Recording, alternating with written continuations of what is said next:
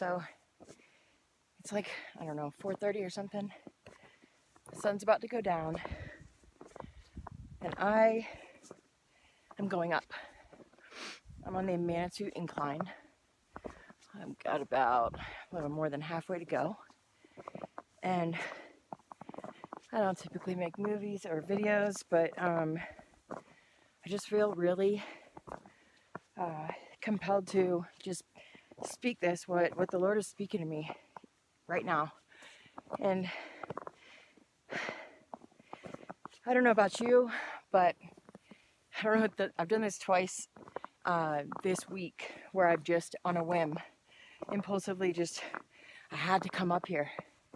It's a mile straight up, 2,000 feet in elevation, upstairs, and I'm going to flip you around.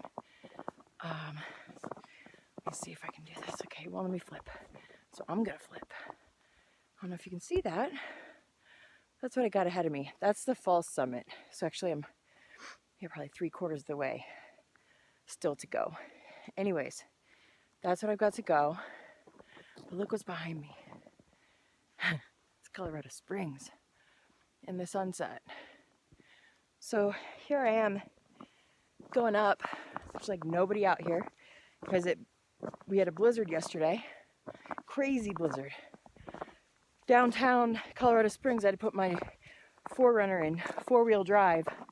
Within about 10 minutes, the roads turn into an ice skating rink. So I'm walking on snow. Got spikes on. Thank you, Karina. So anyways, I'm coming up here, right? And previously this week, I came out right after I had a really hard morning. Just some stuff going on. And I looked up at the incline after I took Bailey to school, and I saw it was packed full of snow. Now, I don't typically come up here, even in the summertime. There are some crazy people, but I'm not one of them that does the incline all the time because it's hard. But here lately I've felt the need to just go. So I'm out here, right? And on whatever day it was earlier this week, Monday I think, you can't really talk and do this at the same time, but I am anyways. So on Monday, I just thought to myself, snow-packed, it looks crazy. Why would I do that? But it felt like the only solution to my woes, what I was dealing with, was to go up. Now, if you know me personally, you know my jam, and I say it all the time, is look up. You got problems, looking around, looking at your circumstances, look up.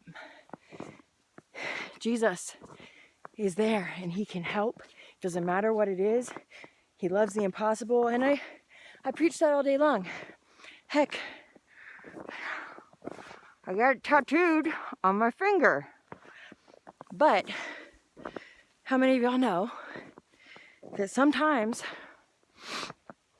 it's not enough to just look up? You need more.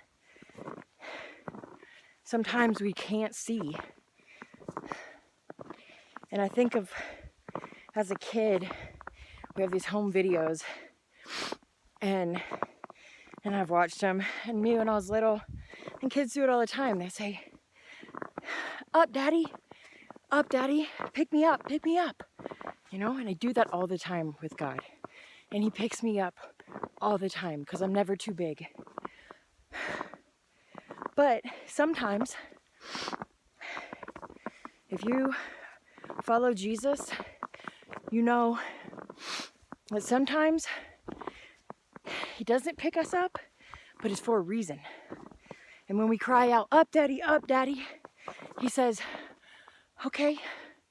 We say, let me see what you see. I say it all the time to him. And here lately, I realized, I know that what he's trying to teach me is that I'm not an infant anymore. I can walk, I can climb, I can run, And he's saying, I hear you, but you got to come up. Come up.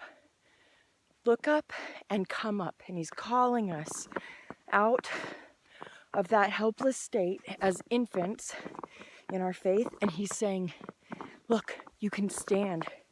Because why? Because he's taught us. He's taught me how to stand in the face of life's adversities and life's problems. I face them every day. And man, the resounding lesson is you have legs. You are strong. You can walk. Get up. It's not time to sit down and cry.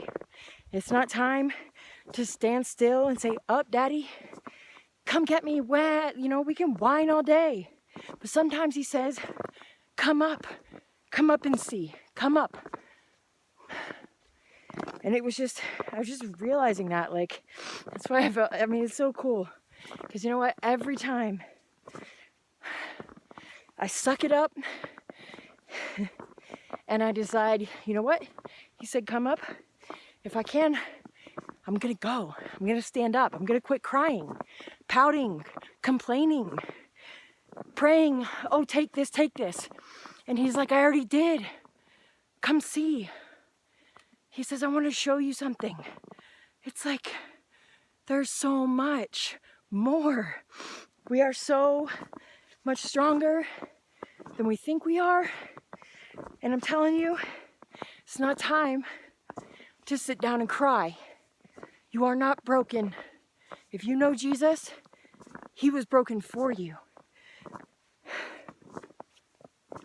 He died on a cross so you could be whole. And he wants us to come up and sit with him and talk to him. And he teaches me so much on these steps, one step at a time. You're strong. You can stand. Come up and see. Come up to me. Come sit on my lap. Come be with me. Let me teach you. That's what he says. And I love him. And he's so good. And he's never failed me. Every time I've